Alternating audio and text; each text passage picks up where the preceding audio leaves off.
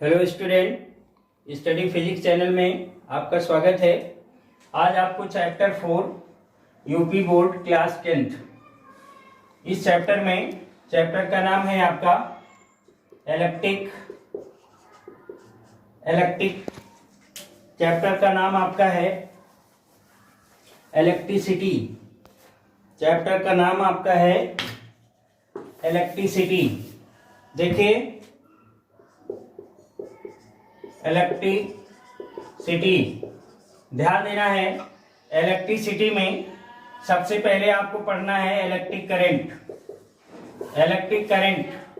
ध्यान देना है, इलेक्ट्रिक करंट होता क्या है।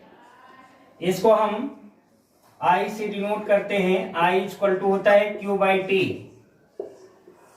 देखें यहां पे Q क्या है, ये चार्ज है, और T क्या है, टाइम। तो अगर इलेक्ट्रिक करंट की बात करें तो electric current denoted by I equal to Q/T। Q क्या है, चार्ज, और T क्या है, टाइम। अगर इसको एक्सप्लेन करना है तो सपोज दैट कि ये कोई कंडक्टिंग वायर है, स्मॉल t सेकेंड में Q चार्ज फ्लो हो रहा है। देखिए I इक्वल टू Q/T, इसका मतलब ये हुआ कि स्मॉल t सेकेंड में अगर किसी कंडक्टिंग वायर में Q चार्ज फ्लो होता है तो इलेक्ट्रिक करंट Q/T होता है। इसको अगर डिफाइन करना है तो कह सकते हैं rate of flow of charge of any conducting wire is known as electric current. ध्यान देना है बच्चों कि आपका इलेक्ट्रिक करंट जो होता है इसकी यूनिट क्या होती है। यूनिट की बात करें तो देखिए I इक्वल टू क्या है, Q/T। चार्ज की यूनिट कूलम्स होती है और टाइम की सेकंड होता है, तो यूनिट क्या हो जाएगा, कूलम सेकंड -1, और इसको हम एम्पियर कहते हैं। तो इलेक्ट्रिक करंट की यूनिट जो होगा एम्पियर आपका होता है। ध्यान देना है, इसको ए से डिनोट करते हैं। अब बात आती है हमारी सिंबल की। तो इलेक्ट्रिक सिंबल होता है, अलग अलग सिंबल्स होते हैं जिसका यूज आपका इलेक्ट्रॉनिक डिवाइस में किया जाता है। तो सिंबल आपका होगा, हेडिंग लगाना होगा कि कौन कौन सा सिंबल होता है। तो सिंबल में देखिए बच्चों, सबसे पहले देखिए, अगर ये आपका दिया गया है तो ये वायर का सिंबल है, वायर का सिंबल होता है। और सपोज दैट अगर आपको ये दिया गया है तो ये आपका सेल का सिंबल होता है। सेल, ये माइनस होता है, ये क्या होता है, प्लस। और कई सेल को अगर हम क्या करते हैं, कनेक्ट कर देते हैं, कई सेल को अगर हम कनेक्ट कर देते हैं तो वो आपका बैटरी का सिंबल होता है, बैटरी का सिंबल होता है। अगर बात करें वोल्ट मीटर, तो ये वोल्ट मीटर का सिंबल होता है, ये माइनस है और ये प्लस टर्मिनल है। इसी तरह से हमारा ये आपका एमीटर का सिंबल होता है। एमीटर में ये माइनस होता है और ये क्या होता है, प्लस। तो ये एमीटर का सिंबल होता है, ये आपका वोल्ट मीटर का सिंबल होता है। इसी तरह से ये आपका रेजिस्टेंस का सिंबल होता है, ये आपका R से डिनोट होता है, ये आपका रेजिस्टेंस का सिंबल होता है। इसके अलावा इसका भी यूज होता है कि अगर आपको ऐसे दिया है तो इसको हम ओपन की कहते हैं, ओपन की। और अगर आपका इस तरह से दिया हुआ है तो इसको हम क्लोज की कहते हैं, क्लोज की। बहुत सारे सिंबल होते हैं इस तरह से। अगर हम बात करें तो ये आपका इस तरह से अगर दिया हुआ सिंबल है तो ये RH मीन्स रिहोस्टेट, ये रिहोस्टेट का सिंबल होता है। तो इस तरह से ये बहुत सारे सिंबल हैं जो कि इलेक्ट्रिसिटी में यूज होते हैं इलेक्ट्रॉनिक डिवाइस के रूप में। तो ये वायर का सिंबल है, ये सेल का है माइनस टर्मिनल प्लस टर्मिनल, कई सेल को कनेक्ट कर देते हैं तो बैटरी। तो इस तरह से ये आपका सिंबल है, इसको अच्छी तरह से समझ लेना है बच्चों, ध्यान देना है। इसके बाद जो पढ़ना होता है वो है पोटेंशियल डिफरेंस। तो सबसे पहले हेडिंग आपको लगाना होगा potential difference. Potential difference, potential difference. Potential difference होता क्या है इसको समझना है। तो पोटेंशियल डिफरेंस को B से डिनोट करते हैं। B इक्वल टू क्या होता है W/Q। अब ध्यान देना है कि Q क्या है चार्ज और W क्या है वर्क डन। तो अगर इसको एक्सप्लेन करना है तो आप कह सकते हो work done to move Q charge from one point to another point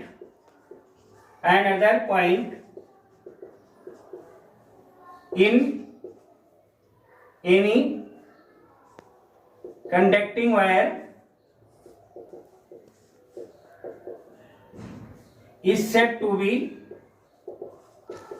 potential difference।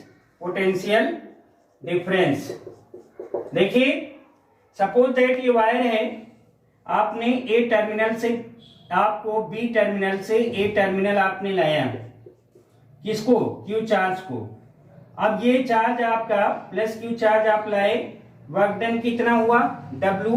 तो जो पोटेंशियल डिफरेंस होगा वो क्या हो जाएगा, ये हो जाएगा BA minus BB equal to W/Q। तो हम कह सकते हैं कि जब हम unit positive charge taking from one point to another point of any conducting wire, then doing work done is equal to potential difference. It is denoted by B equal to W/Q। अगर unit की बात करें तो देखिए जो हमारा work done होता है इसकी यूनिट क्या होती है जूल, और चार्ज की कूलॉम। तो यूनिट क्या होगा जूल कूलॉम -1 R, इसको वोल्ट। तो पोटेंशियल डिफरेंस की यूनिट क्या होती है जूल/कूलॉम या आपका होता है वोल्ट। अब आगे आपको स्टडी करना है इसमें नेक्स्ट हेडिंग जो आपको है ओम्स लॉ, बहुत ही इंपॉर्टेंट है। ओम्स लॉ आपसे पूछा जाता है कि what is the Ohm's law. तो अगला हेडिंग होगा ओम्स लॉ। ओम्स ने क्या बताया, ये इंपॉर्टेंट है। ओम ने बताया कि अगर कोई भी कंडक्टिंग वायर है उसकी फिजिकल कंडीशन में कोई चेंज ना हो, तो in this case potential difference is directly proportional to flow of current। So according to Ohm's law, if no change of physical condition का मतलब वायर की लेंथ, टेम्परेचर, एरिया में कोई चेंज ना हो। If no change of physical condition of wire, then in this case potential difference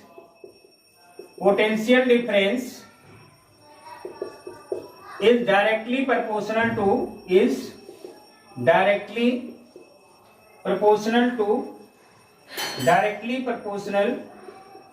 to flow of current। बच्चों ध्यान देना है, लेकिन कंडीशन क्या है, there will be no change of physical condition of conducting wire. In this case potential difference is directly proportional to flow of current. इसको हटाएंगे तो equal to capital R into I। This implies R equal to B/I, where R is called resistance of the wire।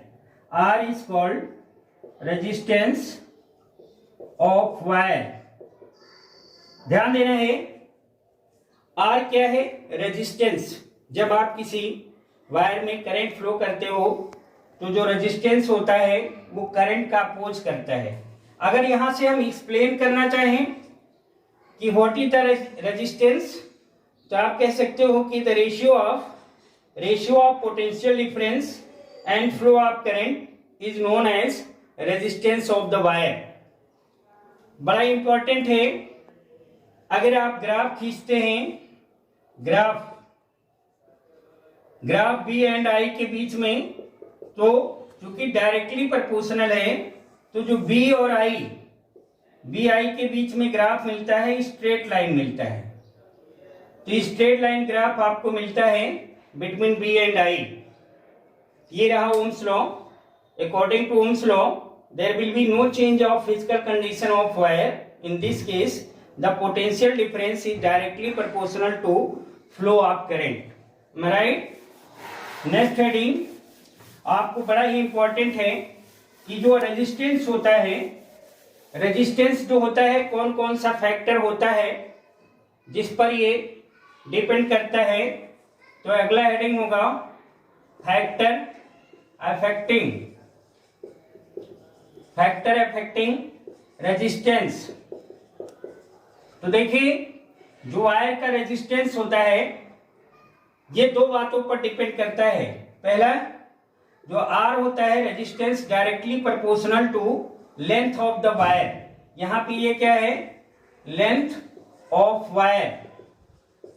इसका मतलब ये है कि जो resistance है ये लेंथ के डायरेक्टली प्रोपोर्शनल है। अगर लेंथ इंक्रीज होगा तो रेजिस्टेंस की वैल्यू भी इंक्रीज होगी। दूसरा फैक्टर आर जो होता है inversely proportional to cross sectional area of the wire. Area of wire के ये इनवर्सली प्रोपोर्शनल होता है। अगर इसको कंबाइन किया जाए, कंबाइन अबव रिलेशन, तो क्या होगा? R directly proportional to L upon A. इसको हटाते हैं तो एक कांस्टेंट लाते हैं rho L upon A. This implies rho is equal to R A upon L. अब यहां पे रो क्या है? रो को हम रेजिस्टिविटी ऑफ वायर कहते हैं। रो इज कॉल्ड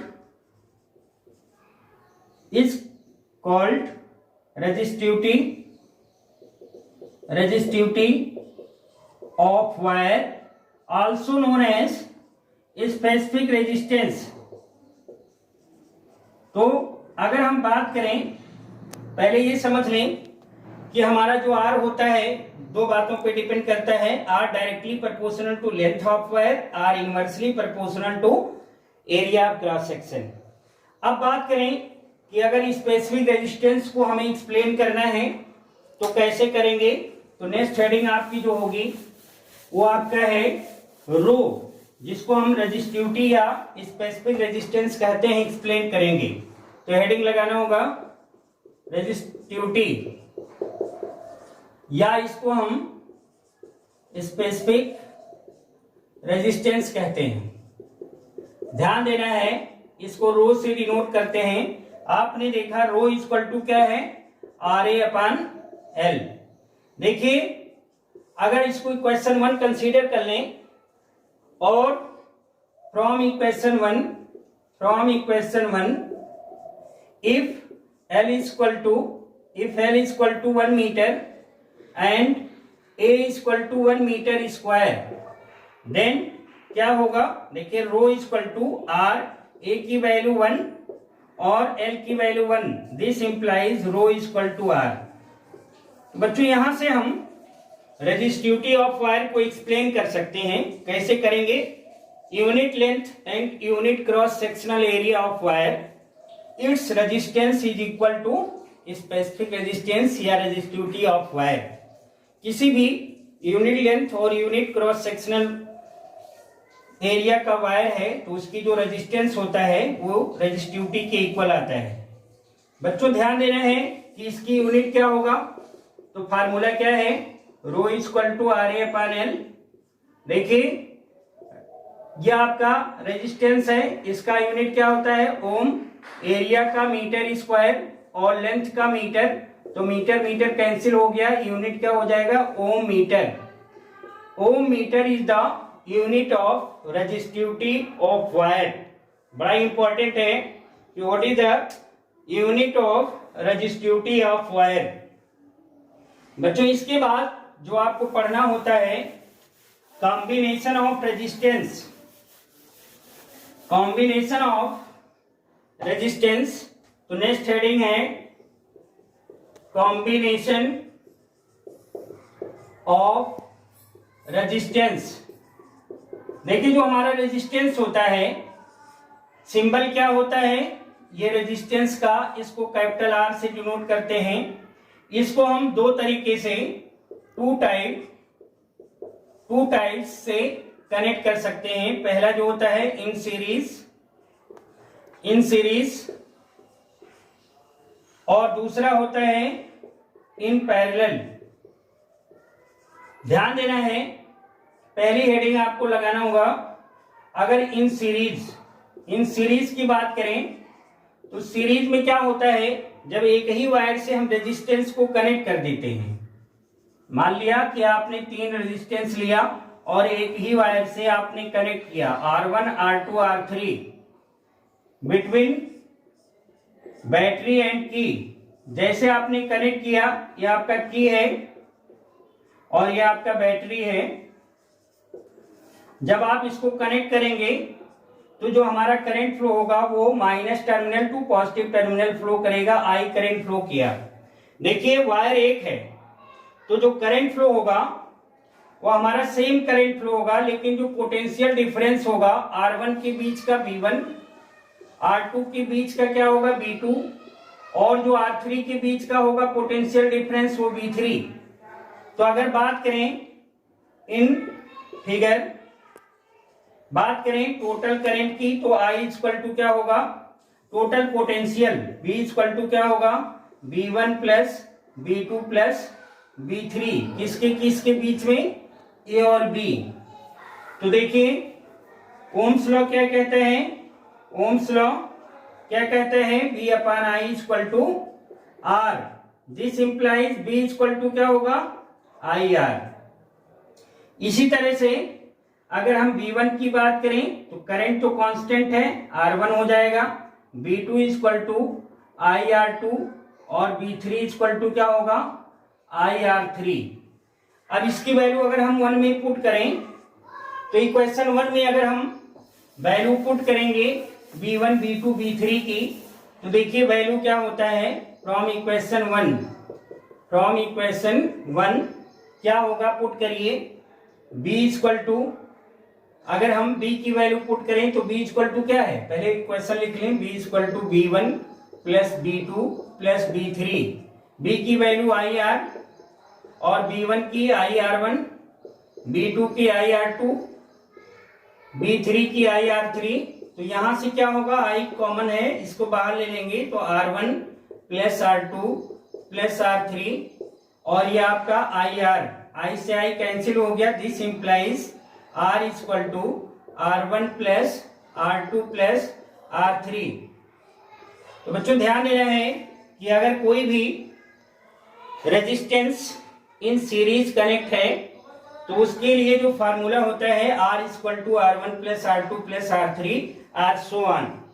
तो बड़ा इंपॉर्टेंट है। दूसरा कॉम्बिनेशन जो होता है, जब हम रेजिस्टेंस को क्या करते हैं, अलग अलग वायर से कनेक्ट कर देते हैं, तो ऐसे को हम पैरेलल कॉम्बिनेशन कहते हैं। तो सेकंड आपका है इन पैरेलल। देखिए इन पैरेलल में क्या होगा, जो रेजिस्टेंस वायर है अलग अलग वायर से कनेक्ट है। सपोज दैट आप 3 रेजिस्टेंस ले लिए और इसको अलग अलग वायर से कनेक्ट कर दिया between A and B by battery and की। ये बैटरी है और ये आपका की है, इससे कनेक्ट किया R1 R2 और आपका R3।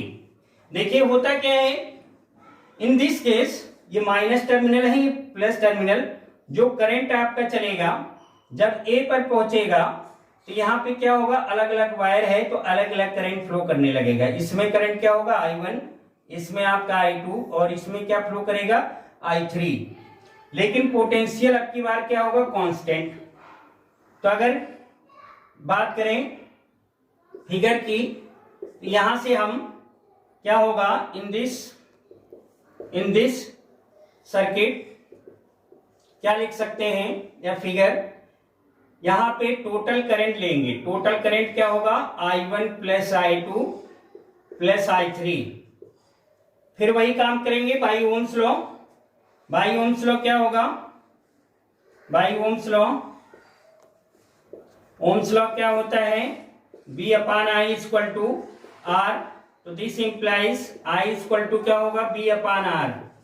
इसी तरह से I1 क्या हो जाएगा B अपॉन R1, I2 क्या होगा B अपॉन R2 और इस तरह से I3 जो होगा वो B upon R3। Now from equation 1 putting all the value I1 I2 I3, तो देखिए पुट करिए तो B अपॉन R, I की वैल्यू हो गया I1 B upon R1, B upon R2, B upon R3।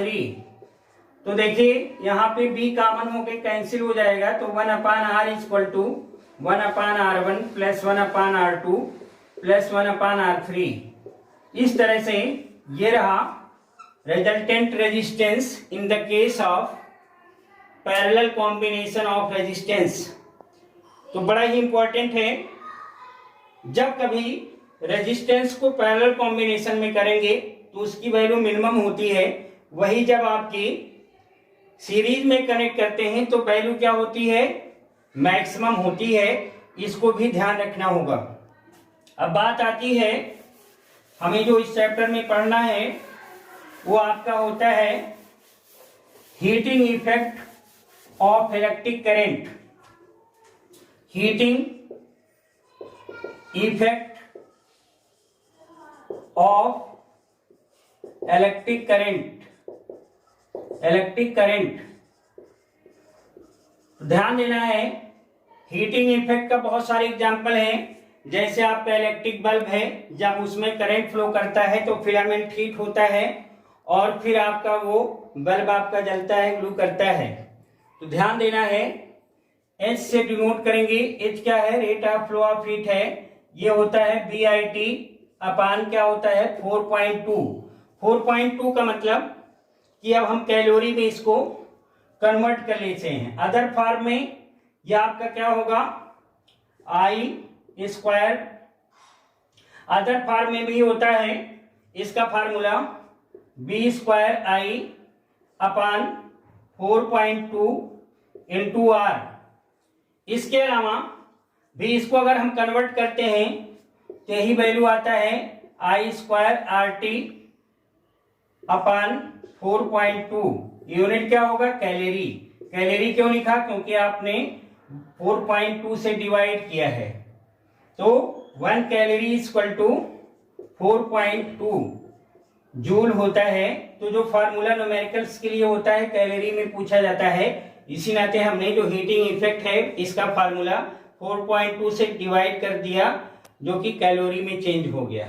Last topic जो आपको पढ़ना है वो इलेक्ट्रिक पावर।